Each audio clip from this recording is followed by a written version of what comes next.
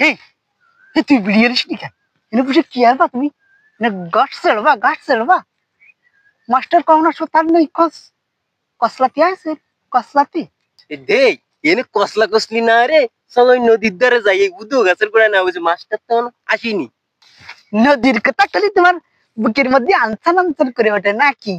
বুকের মধ্যে নদী বহে নিরবধি ঠাক ঠাক ঠাক ঠাক ঠাক ঠাক শালা ছাত্র হয়েছে কয়টা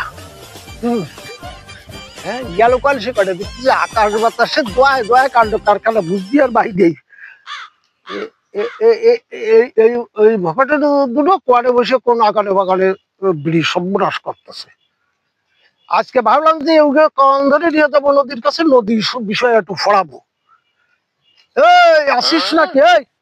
আইছিস নাকি না কোন বাগানের মধ্যে সন্ধ্যায় রয়েছিস এ আয় তুই আজকে নদী ফড়াবো আয় নদী ফড়ায় তোকে ছাড়বো সর্বনাশে ব্যাপার এই দুটো সাম্বুট করে আছে পাইয়ে গেছে এই কালকে কইছি যে তুই এই নদীর তারে নিয়ে যে প্র্যাকটিক্যাল ক্লাসের মতো নদী ফড়াবো নদী ফড়ায় তুই বুড়ির মধ্যে ডুবাই দেবো তাইস কনে স্যার আমরা তো গাটায় জায়গা মতো বসে রয়েছি यहाँ স্যার আমরা তো এই নদী পাড়ো বলে এরা গাটাই বসে রয়েছি এইবার কি ফড়াবেন ফড়ান চম্মের ফড়ান এ চল নদীর তীর চল এ আমার জুতো জোড়া গেল কন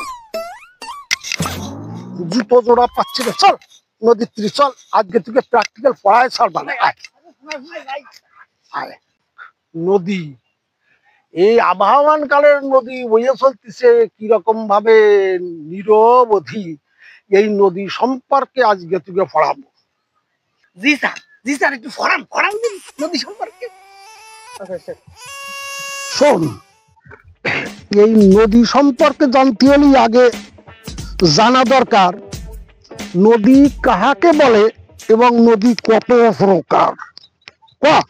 স্যার চুপ কর দিত আমি কই তুই থাম আমি করছি তুই তুই কি করবি ক সকালে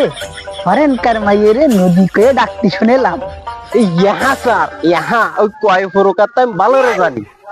তুই জানিস রে তুই জানিস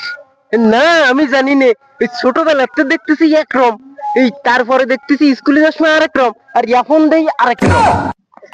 স্যার নদী মুখস্থ হয়ে স্যার বুকের মধ্যে নদী বহে নিরবধি আমি পারি না আর পারি না আমি কেন মরি না।